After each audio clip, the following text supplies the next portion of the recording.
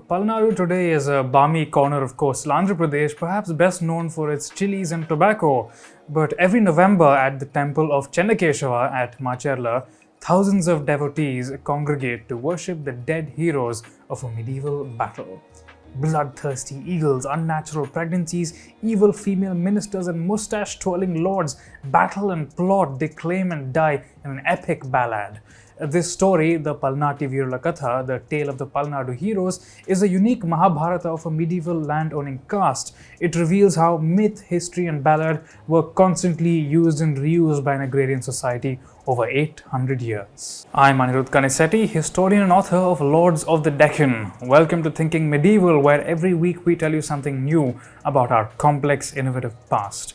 Always feel free to check out our research and citations below, and remember that we're all figuring out how to think about our messy, bloody, dazzling history. The Katha, as I will call it here, is structured around the rivalry of Brahmanaidu, a virtuous warrior of the Velama caste, and a Reddy lady called Nagamma Nayakuralu, literally female leader, snake mother. Both are depicted as ministers of a dynasty called the Hehayas, a relatively obscure clan from medieval coastal Andhra. That name is interesting. Haya was also a name borne by a major clan of the lunar dynasty mentioned in the Sanskrit Mahabharata tradition. But the Mahabharata similarities don't end there. Brahmanaidu and the Nayakuralu gamble their fortunes in a cockfight, which the Nayakuralu rigs in her lord's favor. Brahmanaidu's lords are forced into exile, after which they ask for their share of the kingdom, only to be refused. And this provokes war in which neighboring lords participate. The escalating bloodshed disgusts Brahmanaidu, who leaves the battlefield, resurrects 65 dead heroes, leads them to the cavern of Guttikonda, and becomes a renunciant. How much of this is actually true? The Heyas of Palnadu were certainly a real family, though they were a minor group of aristocrats living on the banks of the Krishna River in the 12th century. They variously sided with the imperial Chola and Chalukya dynasties as the two superpowers battled over the control of this fertile region. Chapter on them in medieval Andhra Desha AD 1000 to 1324, Dr. V. Sundar Ramashastri suggests that two rival Heya lines existed, each the offspring of the king Anugo Kamaraju with ladies of warring local dynasties. They made donations at a few temples from the 11th to the 12th centuries, after which they disappeared entirely from the inscriptional record.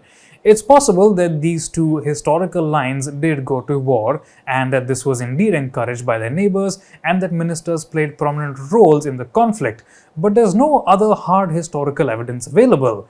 Whatever their struggles actually entailed, the Heyas of Palnadu had a rather extraordinary afterlife, as local bards took up their story.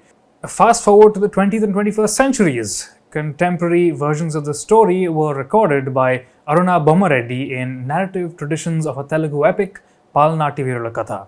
Now, Brahmanaidu is a manifestation of Krishna. His birth is celebrated by the gods. He adopts a Dalit warrior as his son, and he encourages intercaste dining. Another son of Naidu's is magically conceived, and Naidu's wife proves her chastity through impossible feats. This son later kills a villainous Heya and garlands a divine eagle with his entrails. What does this multi-layered story actually say about the society that produced it over centuries? In his essay, Epics and Ideologies, 6 Telugu folk epics, part of the edited volume Another Harmony, New Essays on the Folklore of India, Professor Velcheru Narayan Rao observes that the Katha, more than anything else, reveals the social culture of Palnadu.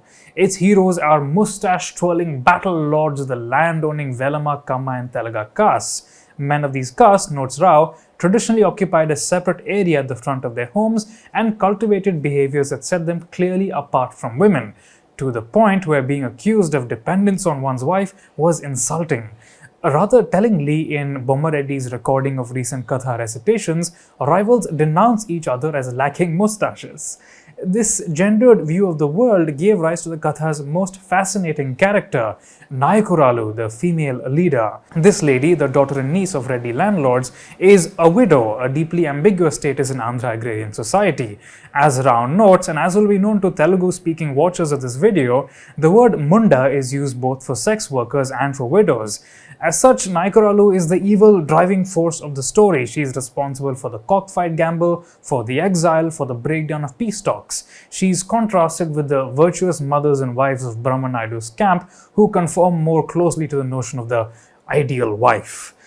Caste also plays a major role in the Katha. A major character is Kannamma, a Dalit man of the Mala caste whose warrior prowess leads to his adoption by Brahma Naidu.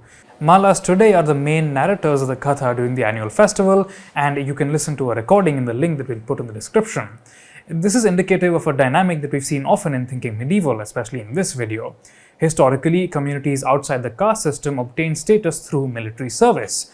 As Sanskrit and popular religion expert Alf Hilterbytel notes, great epics like the Katha reveal how local warrior and landowning clans, here the Velamas and in other case the Velalas, sought to position themselves in relation to grander pan-Indian traditions. This is why the Katha borrows so much from the Mahabharata, especially in the character of Brahma Naidu. It's a vivid, culturally localized adaptation of that ancient tale.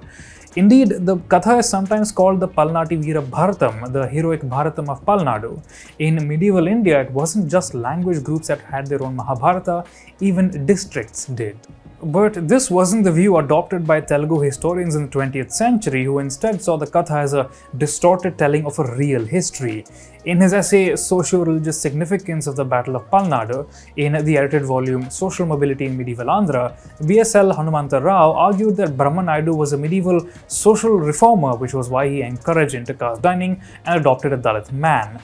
As a result, his lords prospered, but other lords struck back and killed him. This fit very well with modern anti-caste movements, but Brahma Naidu in the Katha is not really an anti-caste figure, he's kind of a warrior hero. But many other scholars and modern balladeers were fascinated by the Katha.